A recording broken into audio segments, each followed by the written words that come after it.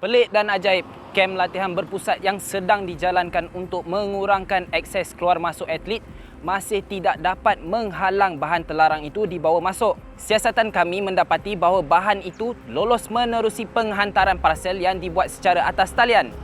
Ini kerana atlet masih bebas untuk membeli barang secara atas talian dan setiap bungkusan tidak diperiksa oleh pegawai MSN. Sekarang mudah melalui media sosial lah. Dunia yang tiada sepadan, memang susah untuk kita kata benda ni tak boleh dapat. Memang akan dapat macam tu saja. Petik, tekan satu jari, barang akan sampai ke depan rumah ataupun depan tempat mana kita duduk lah. Tiada sekatan. Ya, macam mana hari ni dalam internet yang berlaku, dalam media sosial, banyak berlaku derak 100%. Terlalu murah lah, saya tengok. Terlalu murah dan memang sangat murah. Contoh macam saya kata tadi, supplement RM300 satu tong. Steroid baru RM20 ke RM100. Different banyak. Kerisauan yang order melalui internet ni, senang kata dunia tanpa sepadan ni, kita tak tahu benda tu original ataupun tidak. Yang kedua, kita tak tahu dari segi dos sesuai adakah untuk body kita. Tiganya, dari segi kita punya kefahaman secara teori saja. Secara teknikal kadang kita tak pernah lalu. Ada boleh kesan efek sampai mati. Ya, bila seseorang beli ubat online, ubat tu dua macam. Satu online tapi ada KKM nombor. Itu pun kita tak pasti ada tiruan tak.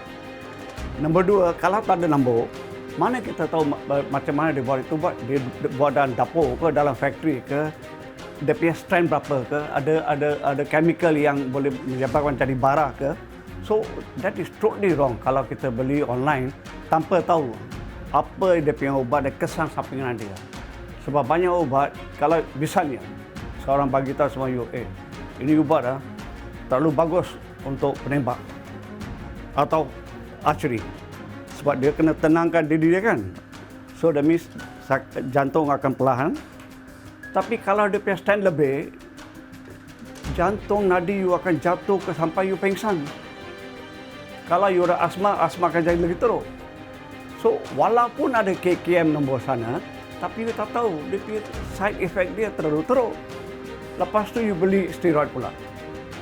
Steroid tahulah, otak pun dia merosakkan, jantung jadi besar, hati jadi besar, reproductive organ perempuan dan lelaki semua pun boleh rosak. So kenapa seorang atlet nak beli sesuatu ubat online? Saya tak faham.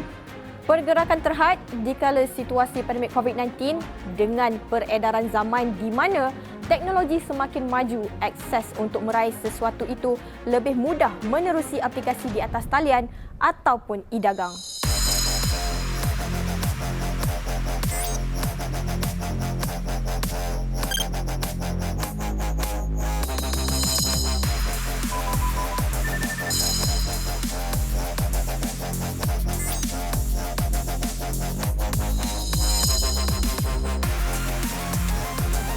Kalau dulu mereka perlu bersemuka untuk berurusan membeli bahan terlarang itu, sebaliknya sekarang dengan hanya satu klik, mereka mampu memiliki anablik steroid.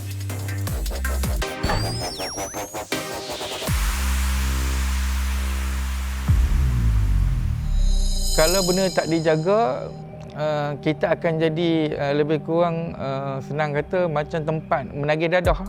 Orang yang orang kata apa, atlet tak minta maaf cakap yang tak ada kualiti, akhirnya akan rosak dan pupus dan hilang, dan kita akan ketanggusan untuk dapat atlet seperti Azizul Hasni Awang dan lain-lain ke Olimpik.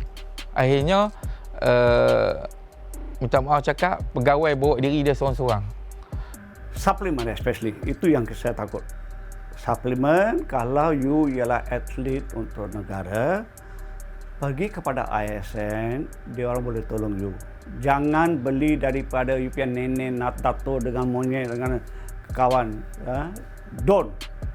Sebab bila kena tangkap, it is strict liability clause dalam WADA. You are responsible, not your nenek, not your datuk, not your kawan. Your jurulatih pun akan lari.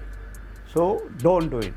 I think diorang faham that ini ialah salah dari segi undang-undang dan salah daripada badan mereka sendiri, bukan pada masa zaman dulu. So, I think incidents nak ambil barang-barang yang dilarang dalam sukan dah banyak kurang. Orang yang bodoh saja akan ambil ini. Terlalu mudah. Cari di internet. Beli. Pesanan akan dihantar. Pembeli akan terima dalam masa 3 hari dan terus boleh digunakan tanpa memikirkan kesan. Skandal doping ini mengundang risiko untuk Persekutuan Angkat Berat Malaysia digantung untuk jangka masa panjang. Jika ia berlaku, ia satu malapetaka besar, apatah lagi dengan jadual padat tahun hadapan di mana Malaysia harus mempertahankan 2 pingat emas Sukan Commonwealth dan juga bagaimana penyertaan Sukan Asia Hanzhou dan Sukan SEA Vietnam. Betul tu Muiz, semuanya di hujung jari. MSN dan PBM perlu melakukan sesuatu dengan drastik. Apatah lagi ketika ini, atlet sangat mudah untuk mendapatkan bahan terlarang itu. Jangan kerana steroid, semua pencinta Sukan Angkat Berat Malaysia perlu berputih mata. Ingat, tiada jalan singkat ataupun Tiada golden bullet untuk meraih sesuatu kejayaan. steroid internet. Nadia Arena.